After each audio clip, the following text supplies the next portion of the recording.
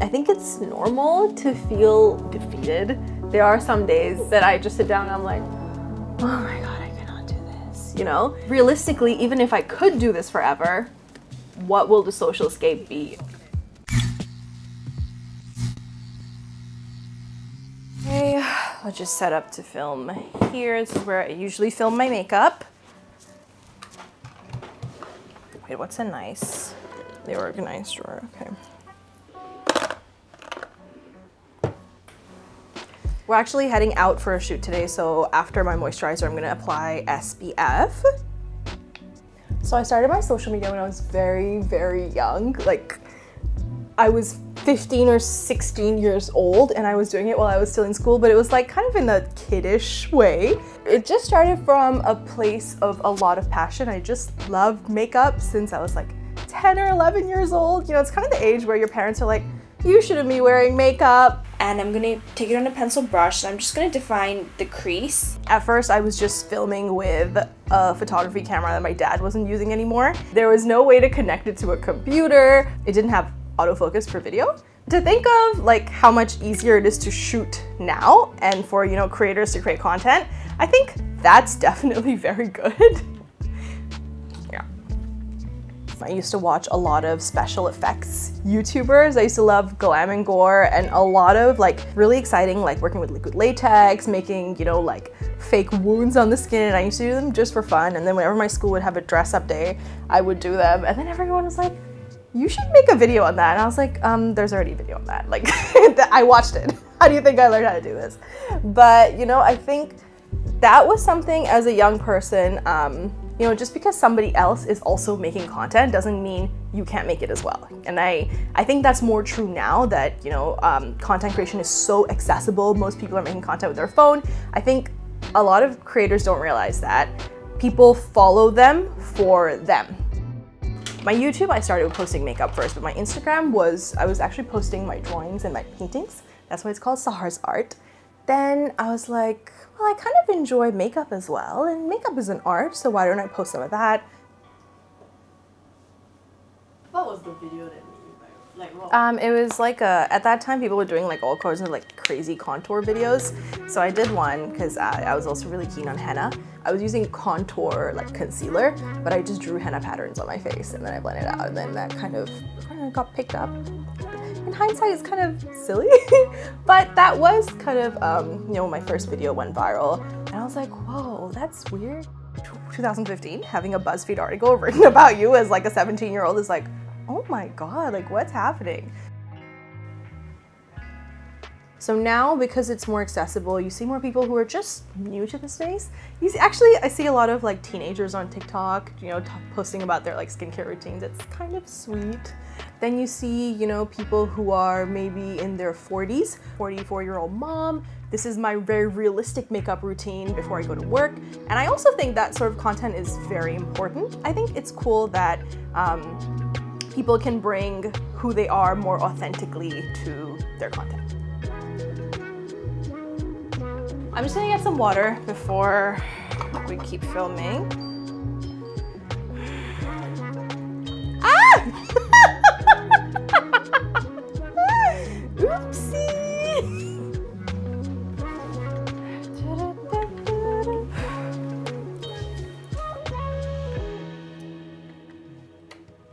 What makes you stand out from other beauty creators? I think one of the things is how honest I've been about my skin journey and my journey as a creator. I think when you're, you know, a creator and you're just a normal person, you start getting some attention online, it's really easy to get caught up in having to be so perfect. I used to feel the pressure of it a lot that, you know, oh, my skin doesn't look good, like I'm not gonna film.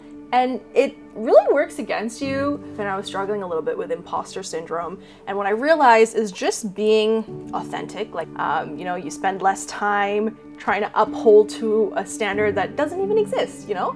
Just trying to, I think, consume a bit ethically and also create content that doesn't promote like unhealthy spending or unhealthy relationship with your body, unhealthy relationship with your looks or your lifestyle. Just kind of, you know, I don't want someone to follow me and feel worse because of it. It's quite an unorthodox career. And even now, 10 years later, there's always, you know, in the back of my mind, like, all right, I've done this for 10 years. Am I going to do this for another 10 years? It's kind of crazy that it's been that long.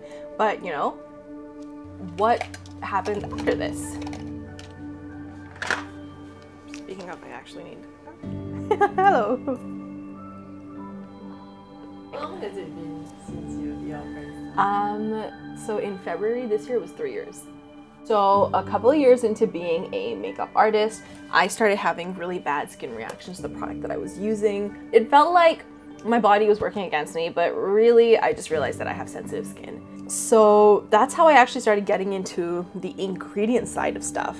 And that was, I would say, the first turn into my journey of having my own brand.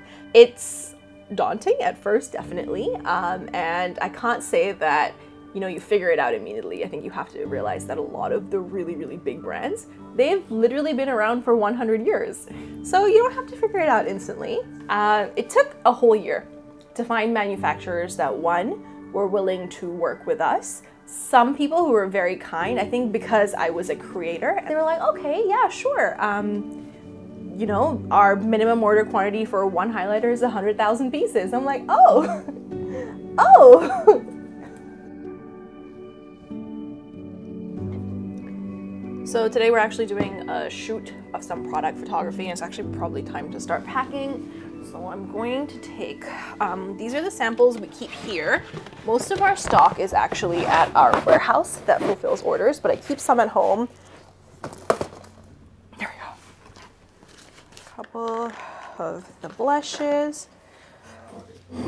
I would definitely love for the brand to have more of a physical presence. That's something we're definitely working on to make it easier to try the brand and to get to know about our products.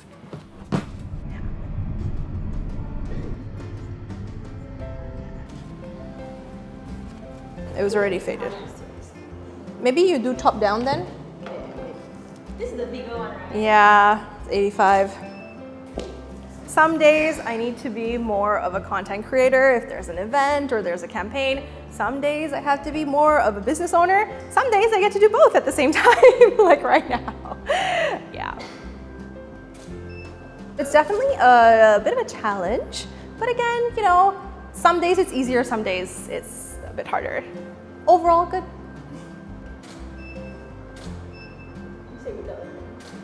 Without the heart, okay. I think that's good. And nice. This one nice, right? Slay, love. I can see why creators feel so pressured to have this really perfect persona online, because anytime you're even slightly away from like perfection, like you're just being a normal person, people will just say mean things. Like it's a very, very real thing that you're just posting about your normal life, and people are like, you're ugly, you're fat, your skin sucks, you don't know how to dress. Like, again, it actually is not about you at all. It's just about that single person who's commenting, and the more you fight them, the more you reply to them, the more power you give them. Huh? Amazon. The listings need white background. It's rocking. How does it look? Nice. Okay. Honestly, I think Summer's a very funny person. And a huge family person. I guess. I don't really post that much about my family, and I don't really post myself talking as much. Like, she has to call her mom like 5 times a day. I do call my mom 5 times a day. Well, I only call her 3 times. The other 2 times she calls me. So, yeah.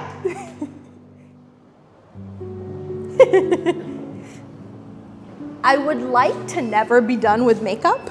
I think with content creation as well, maybe, you know, as the business grows, I wouldn't be able to post as much dedicated content regularly, but I don't think I could ever just give it up. You know, it's been 10 years and I've really stayed true to that authenticity core. I guess to stray from them, it would be, I don't think it would be worth it.